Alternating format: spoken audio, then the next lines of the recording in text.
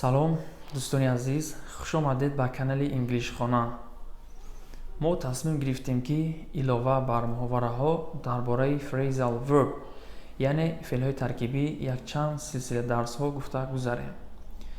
феълҳои таркибӣ яъне истифодаи ягон феъл ҳамроҳи ягон пешояндҳо, аз ҷумла пешояндҳои up, down, off, at ва ғайра. барои мисол take off, put up, make off. бештари феълҳои таркибӣ маъноҳои гуногун ва мавқеи истифодаи хоси худро доранд. мо танҳо дар ин видео маъниҳои серистеъмоли онҳоро шарҳ хоҳем дод. бештари феълҳои таркибӣ ҷудогуна истифода шуда ва миқдори ками онҳо дар якҷоягӣ истифода мешаванд. барои мисол I'll have to put my glasses on.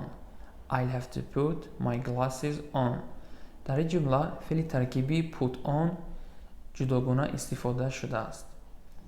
дӯстони азиз, тавсеяи ман барои шумо ин аст ки аввал ҳамаи феълҳои таркибиро хуб аз худ намоед, баъдан чӣ тавр истифода шудани онҳо дар ҷумла ва ба кадом маъно омадани онҳоро хоҳед омӯхт.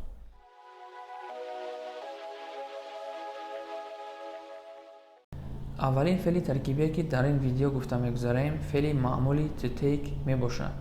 ин феъл дар алоҳидагӣ маънои гирифтанро ифода намуда, дар истифода бо пешояндҳо маъноҳои гуногунро касб мекунад. биёед истифодаи феъли to take-ро ҳамроҳи пешояндҳо аз назар мегузаронем. take after монанд будан. He takes after her mother. He takes after her mother. ӯ ба модараш монанд аст. take apart. ин феъл дорои ду маъно мебошад. маънои аввал кушодан ё ки ба қисмҳо ҷудо кардан. маънои дуюм сахт танқид намудан. When the clock stopped, he took it apart. When the clock stopped, he took it apart. вақте ки соат аз кор монд, ӯ соатро кушод. In his speech, he took the opposition apart. In his speech, he took the opposition apart. ӯ дар суханронии худ гурӯҳи муқобилро сахт танқид намуд. Take aside. дар танҳоӣ суҳбат кардан. The teacher took her aside and said that she had failed the exam. The teacher took her aside and said that she had failed the exam. муаллим ӯро ба танҳоӣ бурд ва ба ӯ гуфт ки аз имтиҳон нагузаштааст. Take away. гирифтан ё ки дур кардан ё ки нест кардан. The teacher took my phone away. The teacher took my phone away. муаллим телефони маро гирифт. Take back. ин феъл дорои ду маъно мебошад. маънои аввал ба ёд овардан гузаштаро, маънои дуюм пас гирифтан суханро.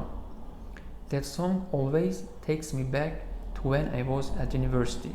That song always takes me back to when I was at university. ин суруд ҳамеша рӯзҳои дар донишгоҳ будаамро ба ёд меорад. I take it all back. ман ҳамаи ин суханро пас мегирам. Take down. ин феъл дорои ду маъно мебошад. маънои якум қайд кардан, маънои дуюм нест ё ки хароб кардан. I can take down the messages that come in. I can take down the messages that come in. паёмҳое ки меоянд ман қайд мекунам. They took an old house down. онҳо хонаи кӯҳанро нест карданд. Take in. ин феъл дорои се маъно мебошад. якум ҷой додан, дуюм кӯтоҳ кардан либосро, сеюм фиреб додан. He was homeless, so we took him in. ӯ бехона буд, мо ба ӯ ҷой додем. This dress needs to be taken in at the waist. ин куртаро лозим аст ки аз миён кӯтоҳ кард. She took me in completely with her story. She took me in completely with her story. او با قصه های دروغش مرا تماما فریب داد. Take off. Take off. این فعل دارای دو معنا می باشد. پرواز کردن، هواپیما و غیره. کشیدن لباس رو. The plane took off an hour late. The plane took off an hour late. هواپیما 1 ساعت دیر پرواز کرد. He took his shoes off. He took his shoes off. او پای افزارهایش را کشید. Take on. Take on. این فعل دارای سه معنا می باشد. یکم، به کار قبول کردن. دوم، سوار شدن. سوم، به عهده داشتن. She was taken as a trainee. She was taken as a trainee. او را همچون کارآموز به کار قبول کردند. The bus stopped to take on more passengers. The bus stopped to take on more passengers. اتوبوس باز ایستاد تا آنکه مسافران بیشتری را سوار کند. I can't take on any extra work. I can't take on any extra work. من از این کاری زیادی را به عهده داشتن نمیتوانم. Take out. Take out. این فعل دارای دو معنا می باشد. معنای یکم، کسی را بردن به جای. معنای دوم، نیست کردن یا که نابود کردن. She took me out to the dinner. She took me out to the dinner. او ما را به خوراک نیستی روزی برد. They took out two enemy bombers. They took out two enemy bombers. آنها دو بمبارگزاری دشمن را نابود کردند. Take over. Take over. این فعل دارای دو معنا می باشد. یکم، اداره کردن چیزی را به دست آوردن. معنی دوم، کاری را شروع کردن. I'm going to take over the company one day.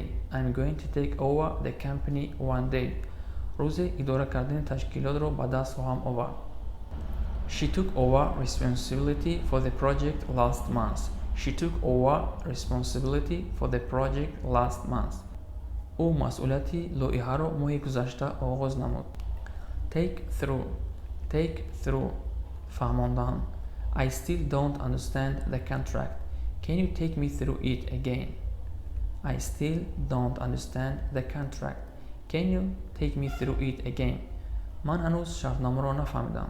می توانید باری دیگر فهمانید. Take up. Take up.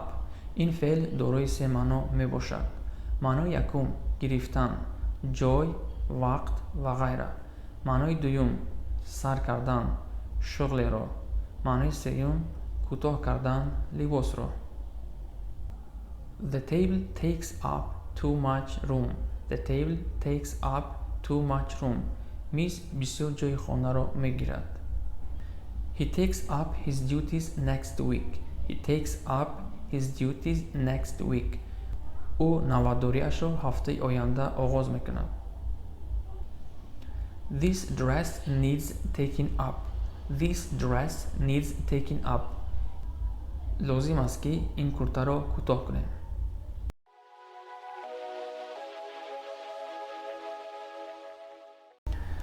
دوستان عزیز، برای باز هم تماشا کردن ویدیوهای بیشتر از کانال انگلیش خانه پیروی نموده، اگر یگان پیشنهادها و سوالات باشد حتما در شرح بیان نمایید و باقی سلامت باشید.